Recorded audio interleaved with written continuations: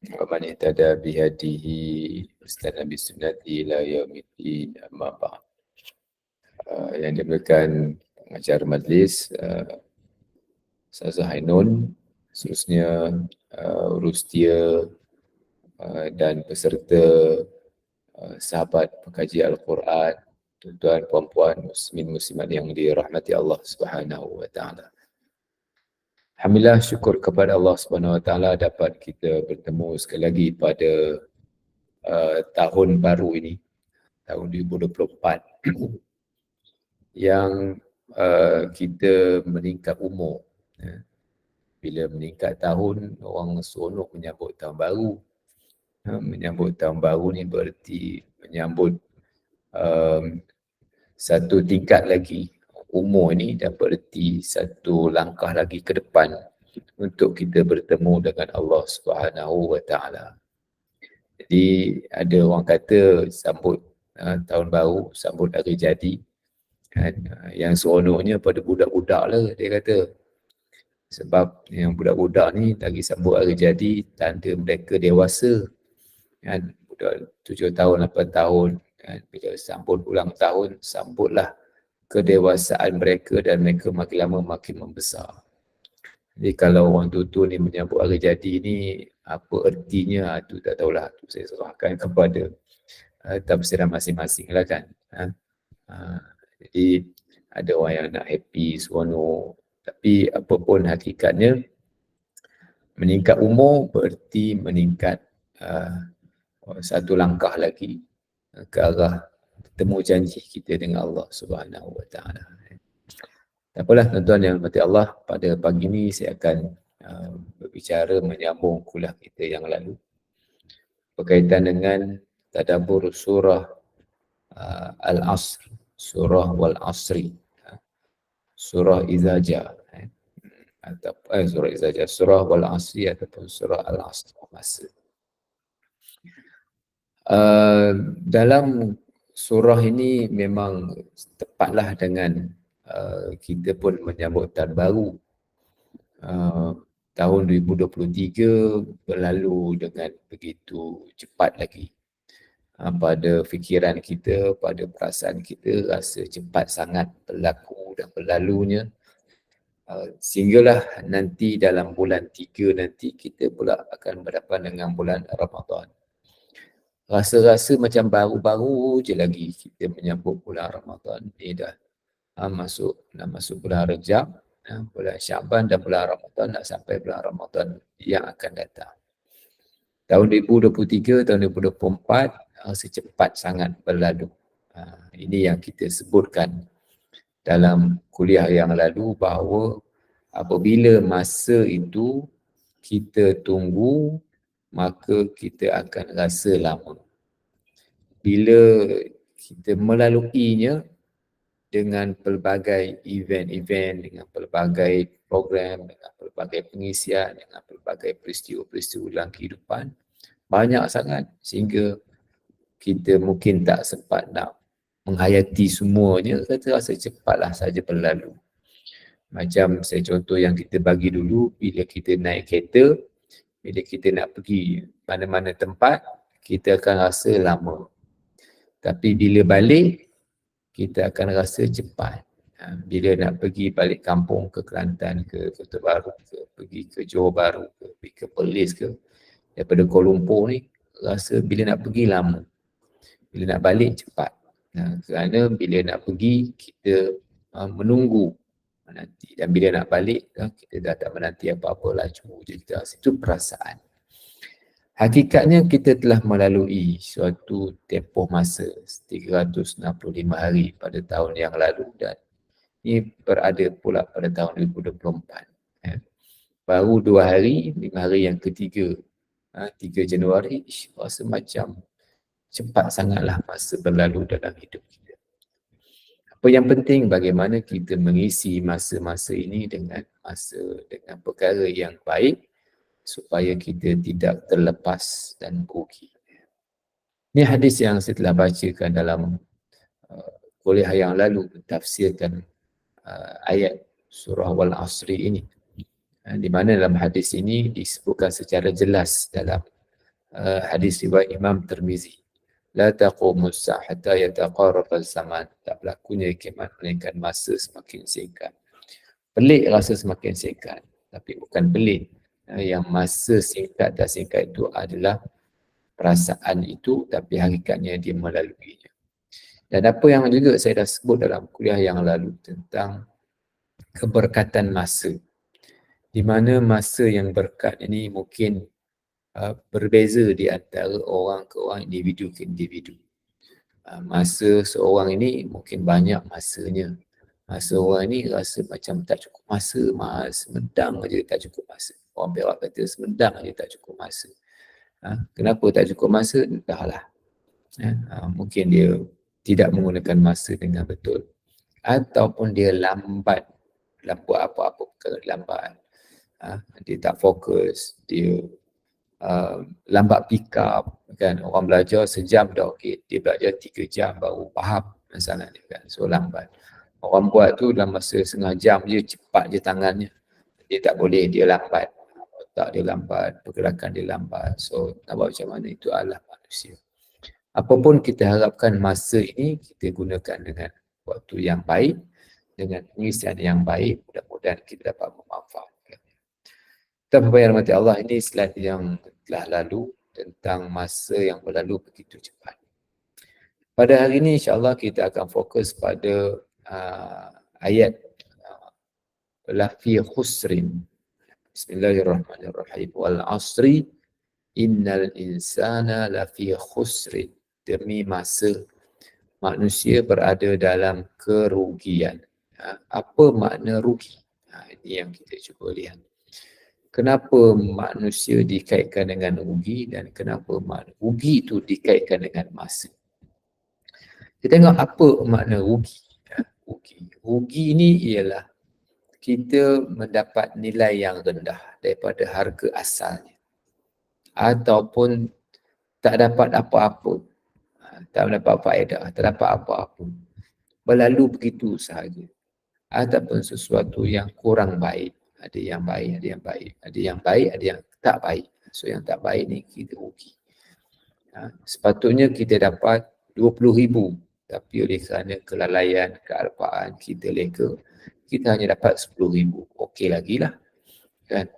Tapi kalau ini bukan untung, ini cerita habis.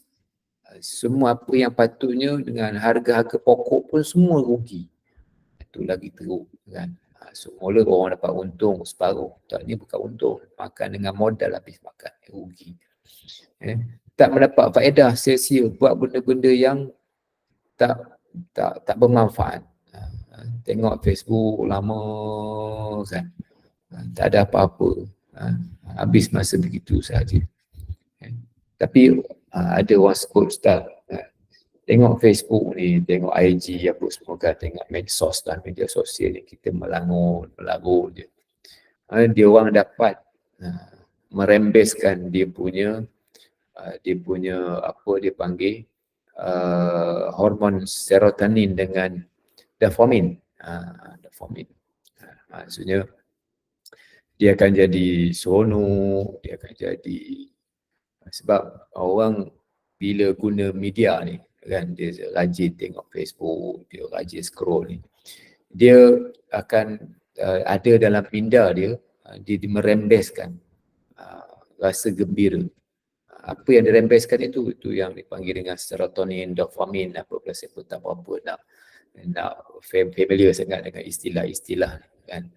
Dia punya macam orang hisap, macam orang hisap dadah. Bila hisap dadah, apa yang dirembeskan itu, dirembeskan dia punya hormon kebahagiaan. Hormon bahagia yang dirembes, dia jadi seronok, dia jadi bahagia, dia jadi best. Sama juga dengan orang yang tengok Facebook, tengok medsos ni kan, IG dan sebagainya kan. Bila dia tengok tu kan, sebab tu dia boleh meriliskan tension orang. Budak-budak suka tengok benda ni, dia ringan, dia menyeronokkan. Dengan benda-benda lain dia berat. Tapi masalahnya ialah bila sampai sia-sia, keterlaluan, lebih, dia membuang masa. Dia menyebabkan keutamaan benda-benda yang wajib ditinggalkan. Ini menjadi masalah. Kita faham bahawa memang kalau tengok Facebook, tengok apa ni, dia memang mengasyikkan.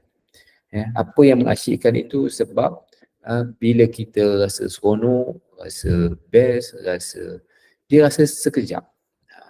Dia rasa sekejap. Bila kita melalui banyak benda-benda dalam hidup, kita scroll banyak, kita rasa sekejap. Tapi bila itu adalah kita punya psikologi kita. Bila kita menunggu, rasa lama. Tapi tak apalah kalau kita dia tuan-tuan perempuan nak tengok IG, nak tengok apa tu, tengoklah kan. Tapi kena ingat dari sudut masa ini sangat berharga. Masa sangat berharga yang perlu digunakan pada tempatnya, pada keadaannya, supaya kita tak berada dalam kelompok rugi. Dalam hidup kita ni banyak al-wajibat aktsaru minal awqat. Wajib benda-benda yang tanggungjawab lebih banyak daripada masa. Kalau katakan orang dia rasa tak ada apa-apa sangat dalam hidup, apa pun tak nak buat, relax je, apa pun tak nak buat, tak tahu nak buat apa, maknanya sebenarnya kan ada benda yang terabai. Ada benda yang terabai sebenarnya. Sama ada kalau nak konsep perempuan, suaminya, anak-anaknya, rumahnya, tanggungjawab dengan jiran-jirannya, tanggungjawab masyarakatnya, meningkatkan pengetahuan agamanya. Itu mesti adalah benda yang terabai. Kita nak buat apa, nak buat apa hari ni, kita tak tahu nak buat apa. Sebenarnya ada benda yang perlu dibuat tapi mungkin tak dikongsikan, mungkin dia rasa tak ada apa-apa tapi sebenarnya ada apa-apa. Supaya diisi masa ini dengan benda-benda yang bermanfaat dan tidak rugi. Ataupun termasuk rugi ni hilang, habis. Ataupun makan modal, ataupun dia rugilah, pendek kata kan. Ini yang dimasukkan dengan rugi. Rugi dikaitkan dengan masa kerana rugi dikaitkan dengan masa kerana rugi ni benda yang kerana masa ni benda yang selalu diabaikan. Selalu diabaikan. Kata Rasulullah, ni'matani maghbun fihi ma katsirun, ni'matani maghbun fihi ma katsirun minan nas. Masa yang ramai orang yang terlepas ialah as-sihhatu wal faragh. Sihat dan juga masa lapang. Al-faragh ni Nabi sebutlah hadis yang sahih. Sihat dan masa lapang. Sihat ni kita rasa benda macam-macam lah kita boleh buat kan. Tapi waktu kita sakit nanti, waktu itulah kita rasa ruginya tak buat itu, ruginya tak buat ni kan. Yang tak tahulah saya secara peribadi kan, saya dah sebut, saya kongsi tidak dalam kepada tuan-tuan puan-puan dalam dengan sebab. Apabila saya mungkin berusia 2 tahun lebih lah, masuk 46.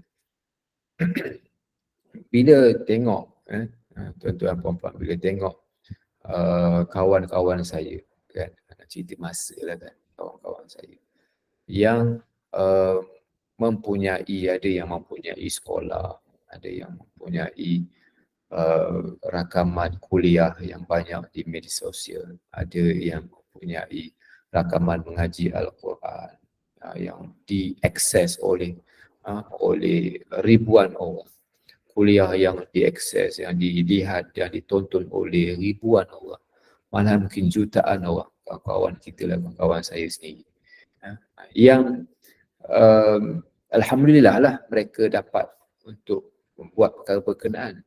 Bagi saya merasa pula apa yang saya dah buat untuk dimanfaatkan dan menjadi pencen akhirat. Mari kita tadabbur surah Wal Asri ni, yang bila kita tengok tentang rugi ni, dia Nabi sebut ni'matani maghbun fi ma katsirun, dua nikmat yang ramai orang yang terlepas, sihat dan juga masa lapang. Kalau tengok kan, tadilah kawan yang ada sekolah, yang ada tahfiz, yang ada yang jadi guru, yang yang dia mengajar nak kata ribulah murid kan sekolah.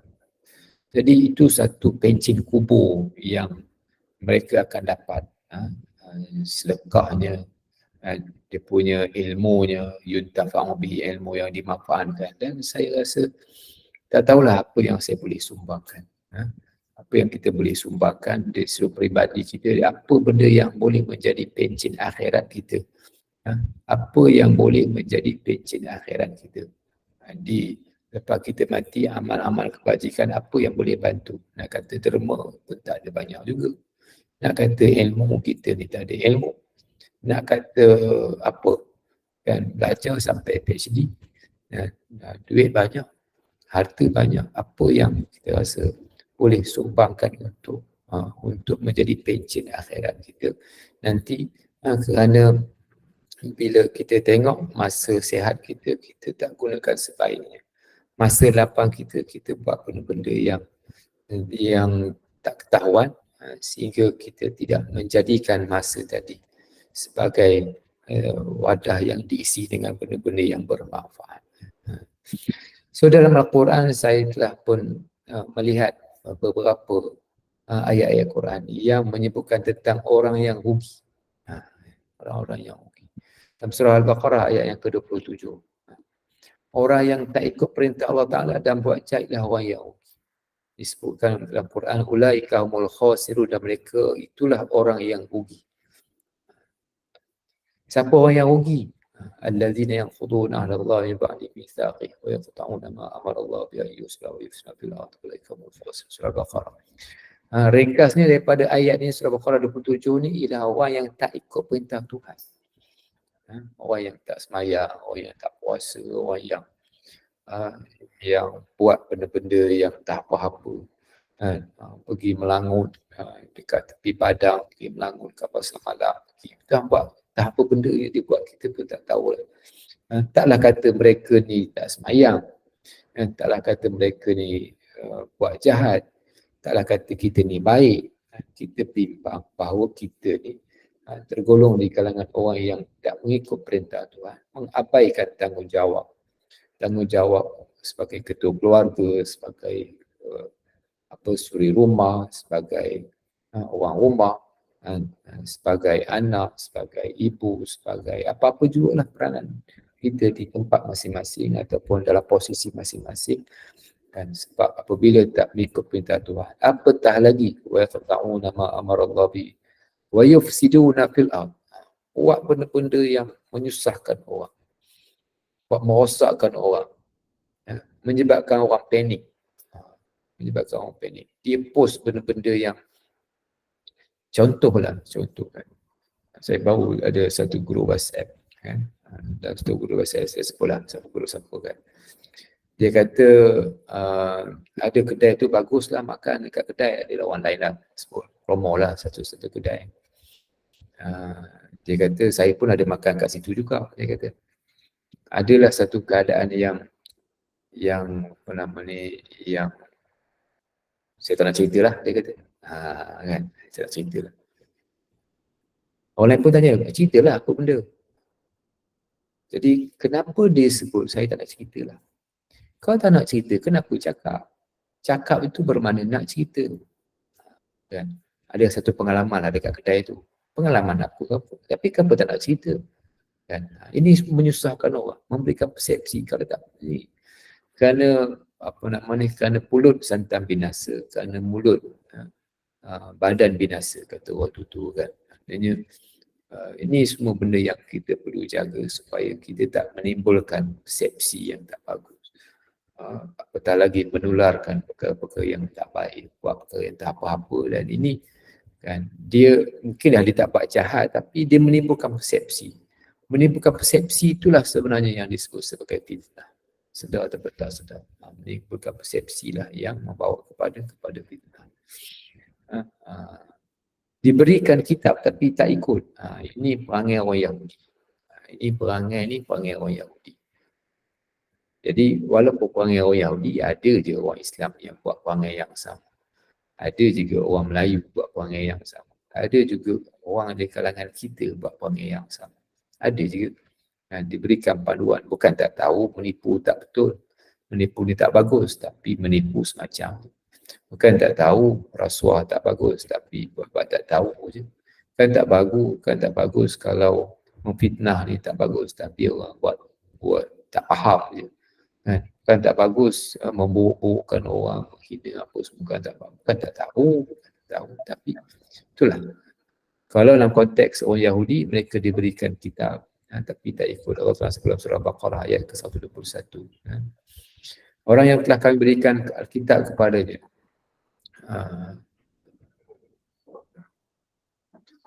alladzina atainahumul kitaba yatlunahu haqqa tilawatih. Mereka yang kami berikan kitab kepadanya, mereka membaca yatlunahu haqqa tilawatih. Ulaika yu'minuna bih, mereka beriman. Wa yakfur bi fa ulaika humul khasirun. Siapa yang tak ikut, siapa yang baca saja tak ikut, dan ulaika humul khasirun, mereka di kalangan orang yang rugi. Ini siapa orang yang rugi? Mereka yang tak ikut. Bukan tak tahu, tapi tak ikut. Jadi dua benda yang saya pernah sebut sebelum ni, iaitu antara kita tahu dengan sedar. Tahu, sedar. Tahu tak semestinya sedar. Tahu dia tak semestinya buat. Orang yang buat ni ialah orang yang ada kesedaran, yang ada keinsafan, yang ada bukan sekadar pengetahuan lah. Ni orang yang buat tu.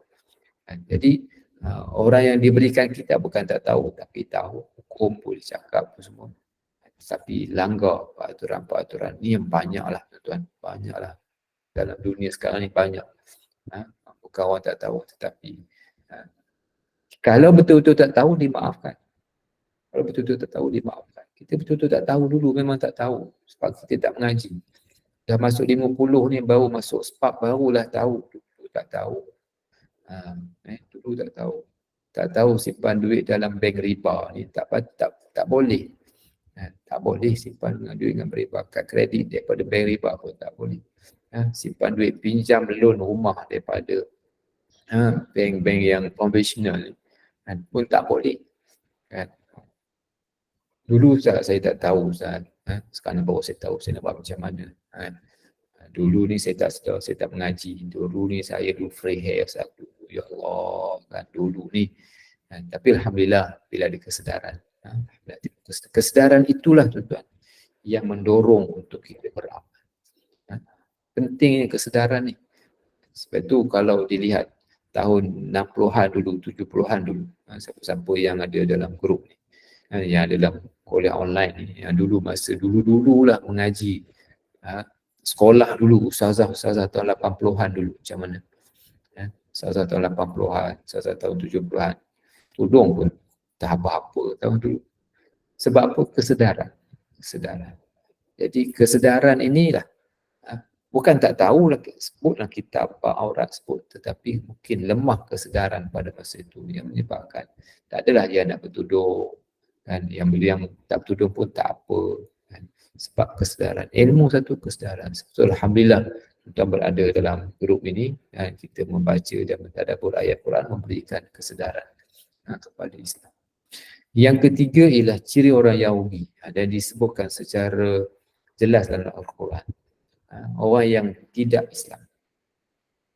Wa may yabtaghi ghayra al-islami dinan fala yuqbala minhu wa huwa fil akhirati minal khasirin.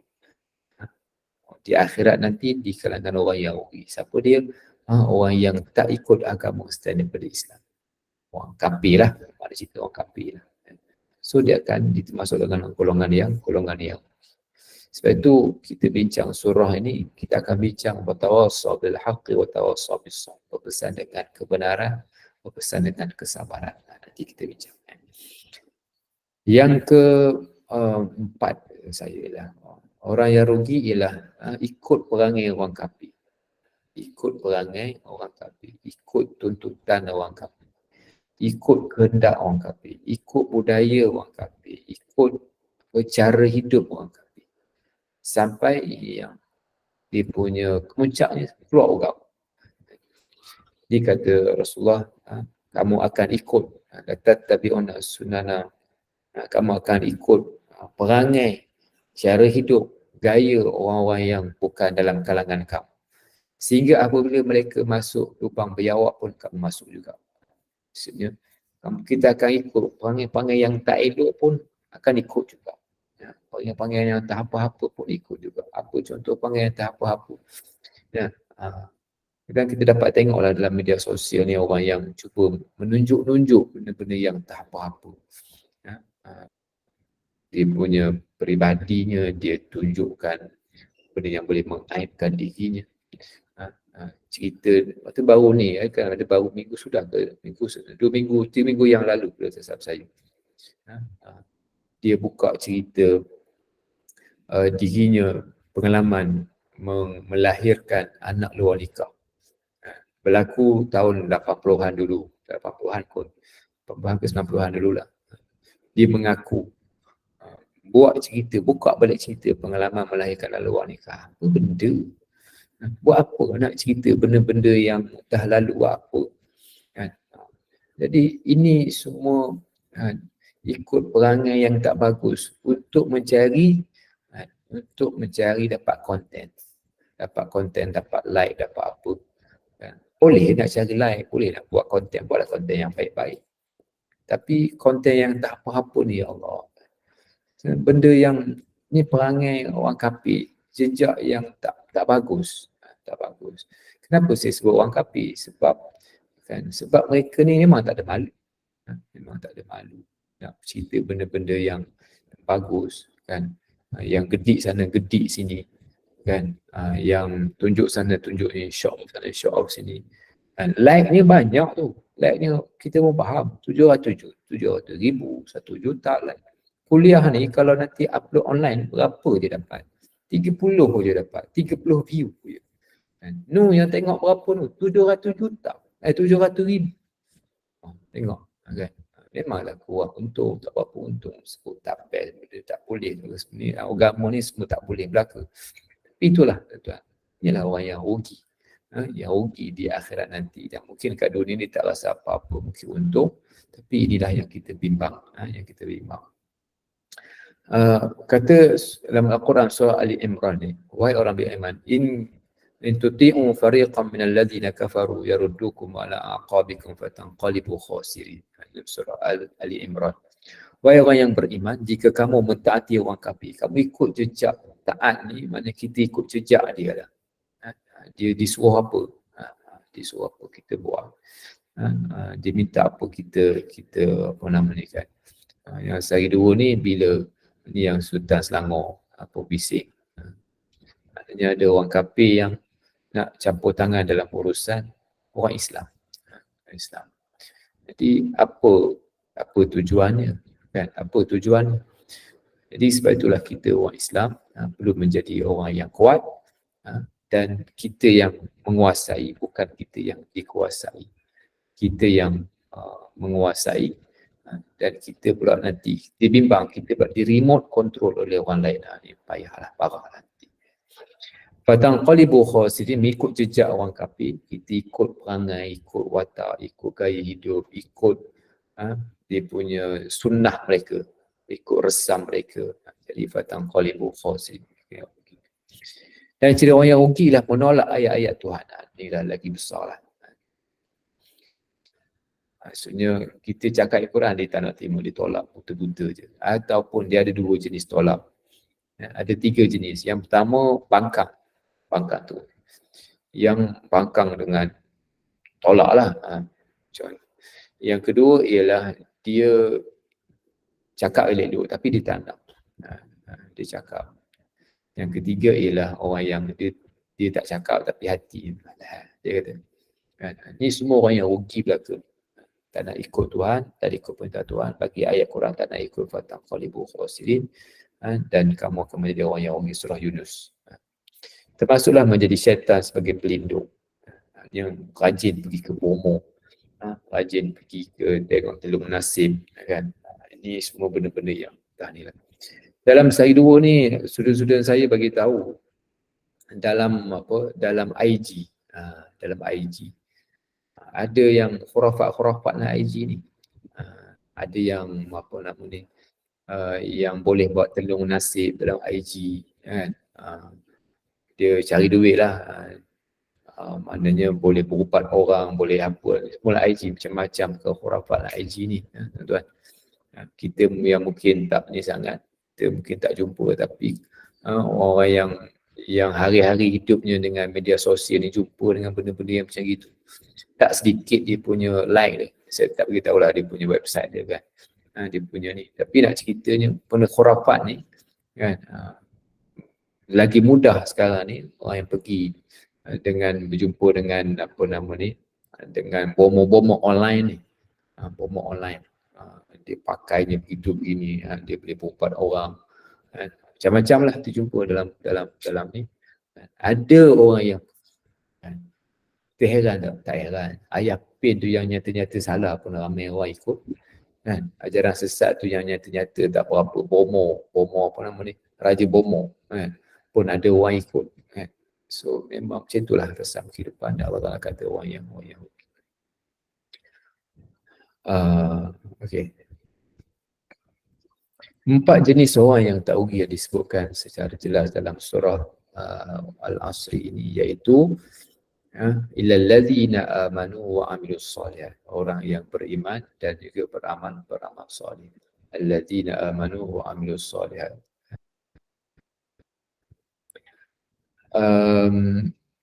Orang yang beriman, yang kedua beramal soleh, yang ketiga berpesan dengan kebenaran, yang keempat berpesan dengan kesabaran. Yang pertama beriman, nak mengelakkan daripada rugi beriman. Kena iman ni ada dua. Satu kena tahu, yang kedua kena buat. Kalau dia yakin benda yang salah, tak jadi. Dia yakin benda yang salah, tapi dia berpegang kuat. Takkan beriman ni dia mesti tahu, dia mesti bermula dengan ilmu. Mesti tahu tentang konsep Tuhan, tahu tentang macam-macam kan, dia tahu. Yang kedua, selepas tahu, dia amal, dia buat. Jadi kan, amal ini sebagai bukti keimanan dalam hati. Lagi kuat iman, lagi kuat amalnya, lagi itu tanda kukuh keyakinan dia. Nak tahu kita ni iman kuat tak kuat, kalau orang lelaki rajin pergi sembahyang masjid tu, kita kata secara umumnya kuatlah imannya. Kuatlah imannya. Yalah, tapi mungkin belum tentu lagi Ustaz, memanglah kan, semua orang pun belum tentu.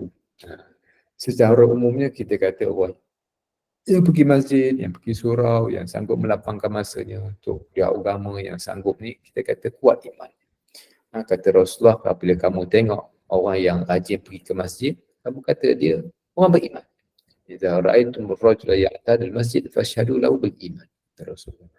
Kamu tengok orang yang selalu pergi masjid, kamu kata orang beriman. Beriman.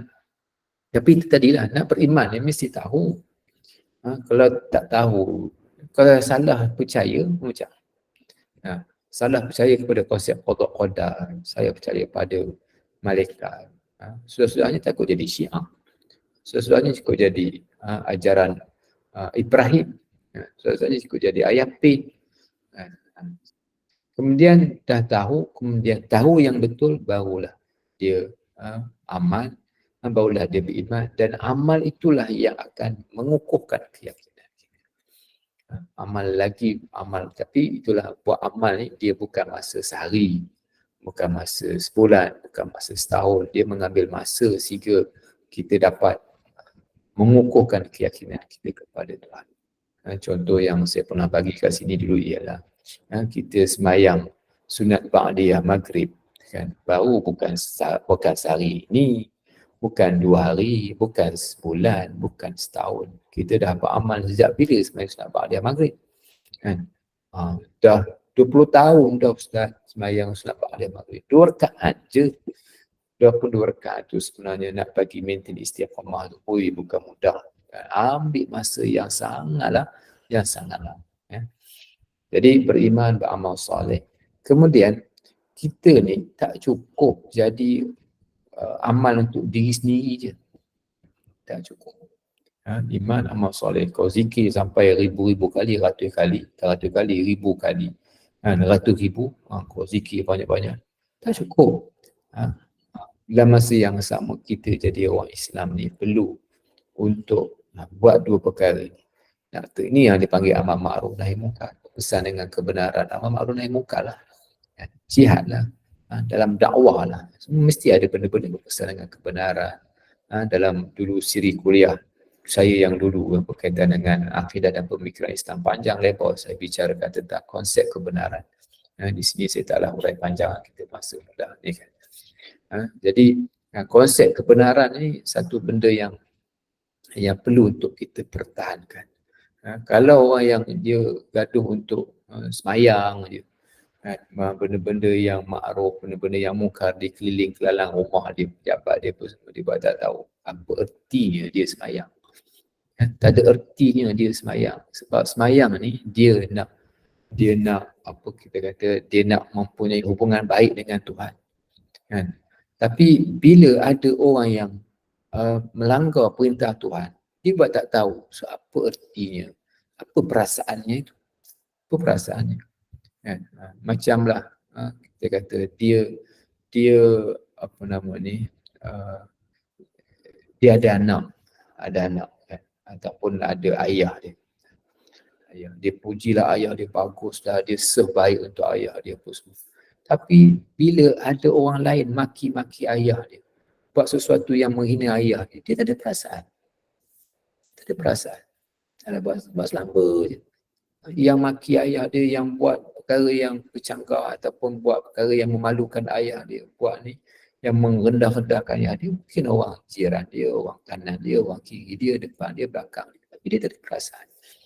Kita sembah Allah Ta'ala sebagai satu-satunya Tuhan yang wajib kita percaya. Tiba-tiba ada orang buat yang membelakangkan Allah Ta'ala dan nanti buat ni akan masuk neraka. Hati dia tak ada perasaan apa-apa. Ini tak betul. Cara berfikir macam itu tak betul. Sebab itu perlu ada konsep berpesan dengan kebenaran dan berpesan dengan kesabaran. Sabar dengan ujian. Memanglah bila negur orang ni memang orang tak suka. Memang orang marah, memang orang benci, memang itulah dia punya resah. Sebab itu disebutkan berpesan-pesan dengan kesabaran. Sabarlah kan, kita macam mana kan. Ini perlukan kepada jemaah, perlukan kepada kekuatan untuk melaksanakan perkara ini. Di tuan-tuan yang dirahmati Allah, surah yang kita bacakan ini surah Al-Asr. Dua siri saya bacakan surah, kita membicarakan surah ini Wal Asri ini yang bertujuan untuk kita mengingatkan satu nikmat yang besar yang telah diberikan kepada kita, iaitu nikmat masa, yang disebutkan hadis, nikmat sihat, nikmat masa lapang. Yang masa ini dikaitkan dengan rugi kerana ramai orang yang tidak menghargai masa dan ramai orang yang membuang masa dengan benda-benda yang tak berfaedah, sedangkan hidup kita kat dunia ni tak banyak. Yang boleh kita muhasabahkan, tadaburkan daripada surah ini ialah apa yang boleh menjadi jagaran kita nanti di akhirat nanti, yang boleh menjadi pencen kubur kita. Kita ni banyak amal ke? Amal tu individu. Mati kita, matilah, habislah cerita.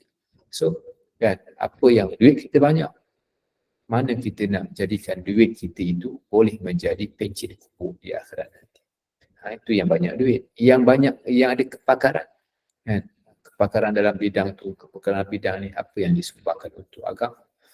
Jadi luas konsepnya, luas yang boleh disumbangkan untuk agama, luas sangat. Tapi bagaimana kita mengisi masa-masa itu dengan perkara yang berfaedah supaya kita dapat mempunyai kehidupan, mengisi kehidupan dengan benda-benda yang baik dan memperoleh keberkatan dari sudut masa, dan kita dapat menjadikan masa ini sebagai wadah ataupun dapat mengisi masa dengan benda-benda yang berfaedah, yang baik untuk agama dan untuk Islam. Saya cukup yang saya cuba boleh sampaikan pada pagi ini. Kalau ada apa-apa yang ingin dikongsikan ataupun yang ingin dibicarakan, bolehlah. Kalau nak cakap, kalau nak apa-apa boleh kan. Silakan. Kalau ada apa-apa. Ya, baik. Ustaz, mungkin ada yang nak bertanya semalam soalan boleh diajukan kepada Ustaz, dipersilakan.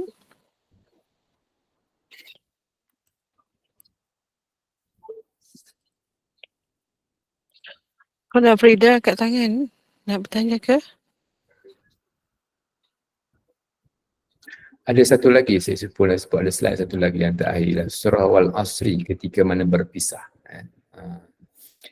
Antara ayat yang disebutkan dalam hadis ketika mana berpisahnya ialah bila kita duduk sembang balik, kita baca surah Wal Asri baru bersalam. Ini menjadi budaya dalam kalangan orang Arab, dalam kalangan para sahabat. Orang Arab sekarang tak ada lah kan. Dan budaya ni mungkin tak berapa sangat ada dalam kalangan kita, melainkan baca Wal Asri habis majlis. Habis majlis. Termasuklah saya tak kata ke orang saya jugalah kan. Tidak lagi menjadi budaya. Kalau baca tasbih kafarah pun waktu kita habis majlis. Kalau kita pergi ziarah rumah orang, kita tak ada membaca surah Wal Asri. Kan? Sedangkan di majlis juga. Saya pernah pergi seorang pensyarah saya di masa dululah, masa belajar dulu. Di pensyarah, pergi ziarah rumah dia. Waktu nak balik, mari kita sama-sama baca ni. Subhanallah bihamdik. Dia baca surah tasbih kafarah Wal Asri. Kita belum ada lagi budaya itu. Belum ada lagi. Sebab sesuatu amalan ni dia nak bagi jadi boleh semua orang buat apabila dia ada satu dibudayakan. Tapi nak mencetuskan budaya itu memang perlu mengambil masa dan perlu ada pioneer, maknanya orang yang mula-mulakan tu. Maka insyaAllah nanti bila tapi bukanlah setahun kan, dia akan memang 10 tahun, 20 tahun barulah amal itu menjadi berapa luas. Habis. Okay, kalau ada apa-apa silakan. Kalau ada apa-apa nak ditanya, kalau tak ada kita tutup.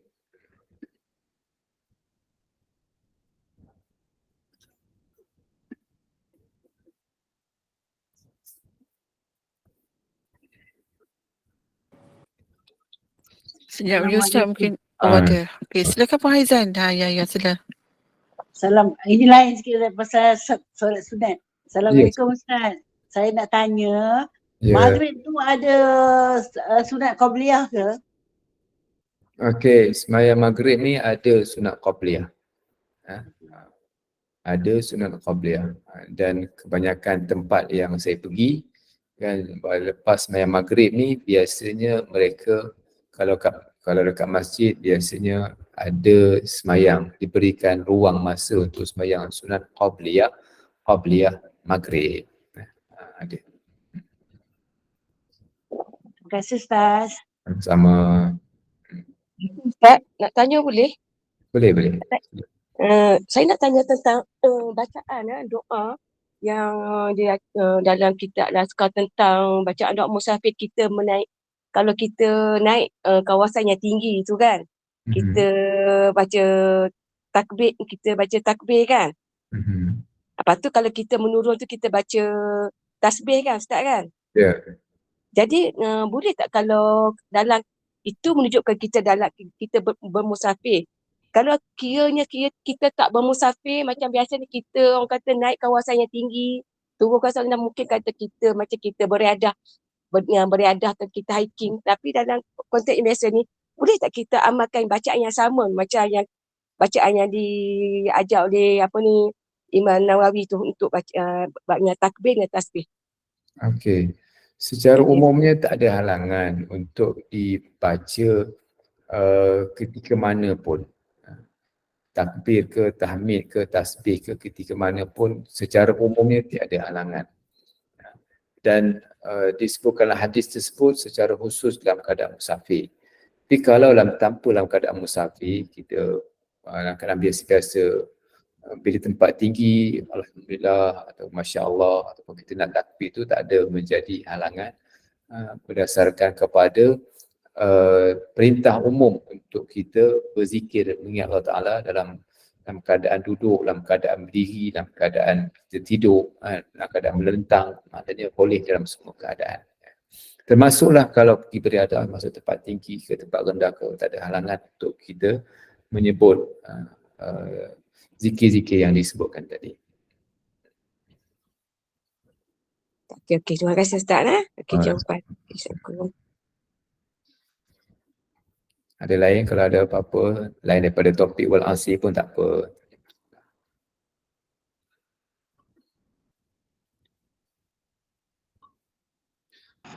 Ustaz, saya nak tanya Ustaz. Ayat innahu min Sulaiman wa innahu bismillahirrahmanirrahim itu kita boleh buat sebagai pendinding Ustaz? Sebagai pendinding. Wallahu alam. Tapi ayat pendinding ni biasanya disebut sebagai ayat apa nama ni, kita baca ayat kursi kan, kita baca 3 qul, kita baca apa nama ni, bismillahirrahmanirrahim ma'asmi syai'un fil ardi wala fis sama kan, itu biasa digunakanlah kan. Tapi kalau menggunakan ayat innahu min Sulaiman wa innahu bismillahirrahmanirrahim, bagi saya tak ada halangan, tak ada halangan untuk tujuan berkenaan, dan tapi keutamaan diberikan kepada ayat-ayat tadilah, kepada 3 qul kan, kepada ayat kursi, itu diberikan keutamaan dulu, barulah diikuti dengan ayat-ayat yang lain. Okey, terima kasih Ustaz. Sama.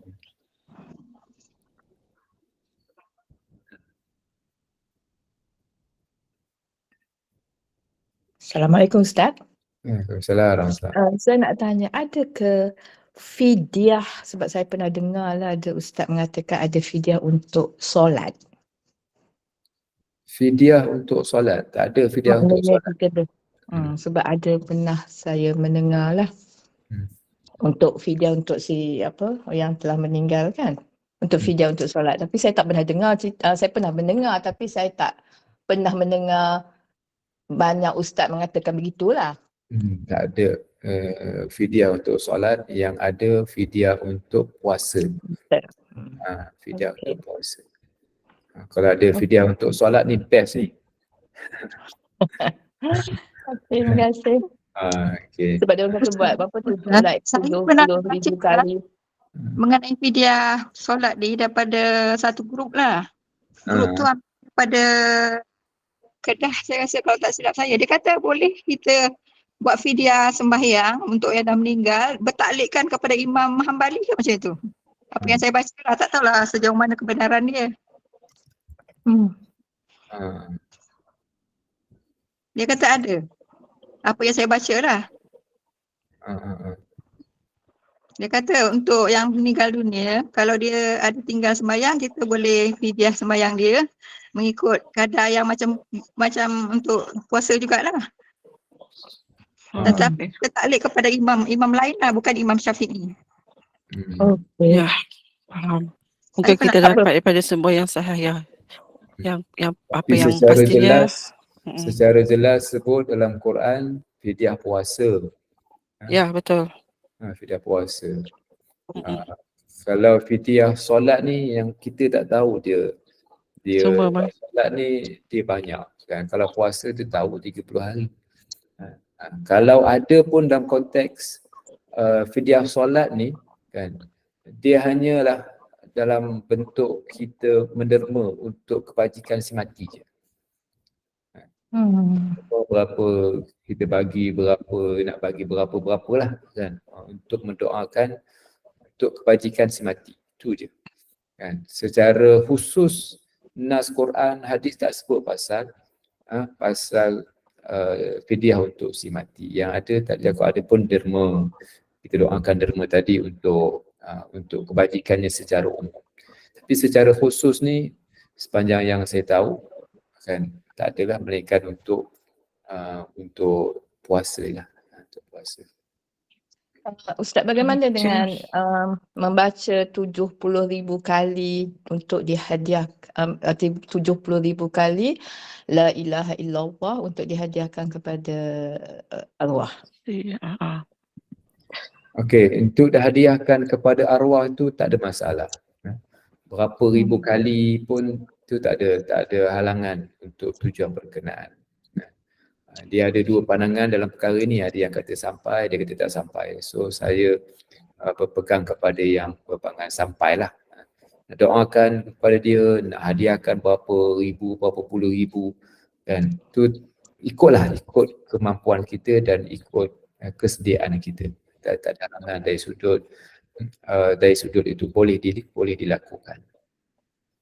Maksudnya untuk mengelakkan daripada api neraka pada si matilah.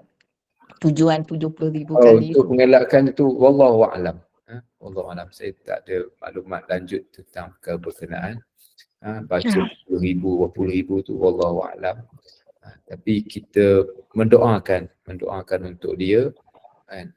Yang jelasnya ialah yang disebutkan dalam Quran disebut Rabbana ighfir lana wa li ikhwanina alladhina sabaquna bil iman.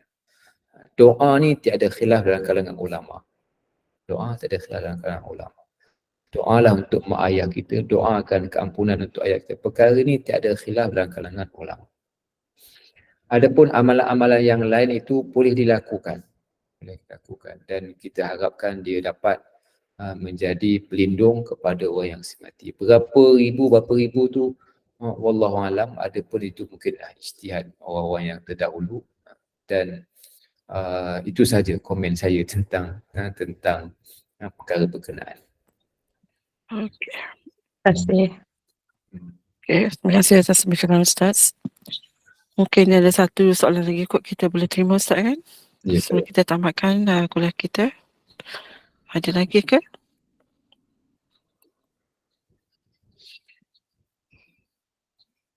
Nampaknya semua dah tak ada Ustaz. Dah jelas itu. Ya.